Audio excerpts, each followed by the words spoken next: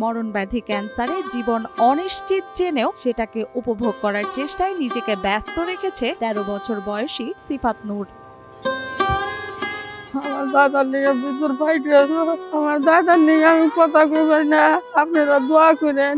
গ্রামের এক দুরন্ত কিশোর সিফাত ভালোবাসে ফুটবল, কবুতর আর গাছের সাথে সময় কাটাতে। সে চায় স্কুলে যেতে, বন্ধুদের সঙ্গে হাসতে, দৌড়াতে, জীবনকে ছুঁয়ে দেখতে। কিন্তু হঠাৎ করে তার জীবনে নেমে আসে অন্ধকার, শরীরে বাসা বাঁধে মরণব্যাধি ক্যান্সার। আমি যখন মাঠে খেলতে যাই, আমার খেলতে খেলতে হঠাৎ করে জ্বর আসে বা যে মাথা ব্যথা করে, আমি আর খুব মন খারাপ হয় যে আমি খেলতে গিয়েও খেলতে পারি না। গত ৩ বছর ধরে মরণব্যাধি বোন ম্যারো ক্যান্সারে আক্রান্ত সিফাত মৃত্যু খুব কাছে জেনেও ফুটবল খেলা, কবুতর পালন ও গাছের পরিচর্যার মধ্য দিয়ে জীবনকে উপভোগ করার চেষ্টায় নিজেকে ব্যস্ত রাখার চেষ্টা করছে সিফাত। শরীরের সাথে যখন আর পেরে ওঠে না, তখন তার আশ্রয় হয় বিছানায়। আমার ছেলের লিম্ফোমা ক্যান্সার হয়েছে, আমি আপনাদের কাছে দোয়া চাই। ও আমার অনেক আদরের একমাত্র সন্তান, ওই জন্য আপনারা সবাই দোয়া করবেন। আমার ছেলেটা ৩ বছর যাবত অসুস্থ, ওর ট্রিটমেন্ট চলতেছে। ঢাকার ধামরাই উপজেলার রয়্যাল ইউনিয়নের আড়ালিয়া গ্রামের মোহাম্মদ লুৎফর রহমান ও লাকি আক্তারের একমাত্র ছেলে সিফাত। ক্যান্সার আক্রান্ত সিফাত নূর সাভার মডেল একাডেমির ৮ম শ্রেণী থেকে ৯ম শ্রেণীতে উঠেছিল, কিন্তু অসুস্থতার কারণে তার লেখাপড়া চালিয়ে যেতে পারছে না। আমি ক্লাস 8-এ পড়ি, এবার 9-এ উঠতাম।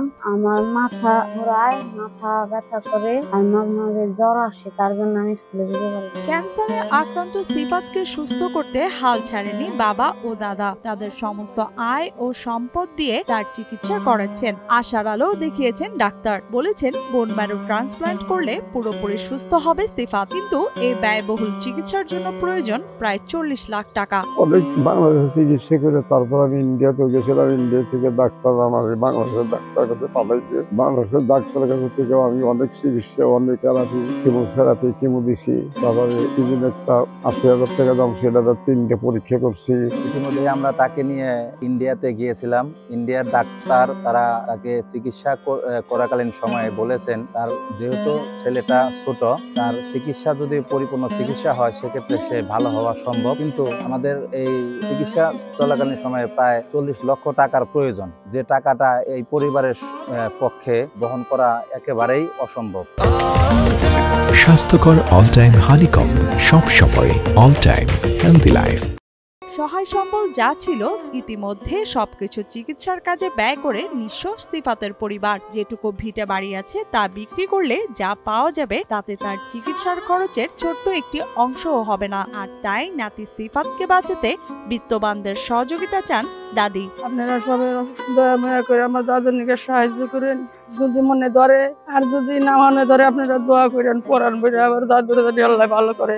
আপনারা কত ধনী ভাইরা আছেন, কত ধনী বাবারা আছেন, আমার সিফাত নূরে আপনারা চিকিৎসা করার নিগে সাহায্য দেন। আপনার কাছে আমরা সাহায্য চাই। এই পরিবারের কাছে একমাত্র তার থাকার ভিটা বাদে তাদের কোনো বিক্রি করার সম্পদ নাই, যে সম্পদ বিক্রি করে আমার এই ভাতিজার চিকিৎসা করবেন। এদিকে সন্তানের সুচিকিৎসা ও পরিবারের মৌলিক চাহিদা পূরণের তাগিদে সিফাতের বাবা প্রবাসে কাজ করেন। ওষুধের খরচ জোগাতে পারলেও বোন ম্যারো ট্রান্সপ্লান্টের খরচ জোগানোর সামর্থ্য নেই তাদের। ওর বাবা বিদেশে গেছে, খুপুর এই রোগী আমার বিদেশ যায়, শুধু ওর বিষেই গেছে, ওর দুঃখেই গেছে। 10টা টাকা তোর বাবা এই দেশ থেকে কত দিবে না। তারপর ওর বাবা দুঃখের ঠেলায় বিদেশ গেছে। এই সময় জমি ছিল, তাও বিক্রি করে ফেলছি। 2টা গরু ছিল, পারে তাও বিক্রি করছি। নগদ টাকা ছিল কিছু, তাও বিক্রি করছি। আমাদের আর কিছু নাই, আমি সর্বহারা হয়ে গেছি। আমি মানুষের কাছে একটু সাহায্য চাই, আমার সিফাতকে নিয়ে আমি একটু সাহায্য চাই। এছাড়াও সিফাতকে বাঁচাতে দেশবাসীর নিকট সাহায্য সহযোগিতা কামনা করছেন স্থানীয়রা। চিকিৎসা করতে করতে তারা এখন নিঃস্ব।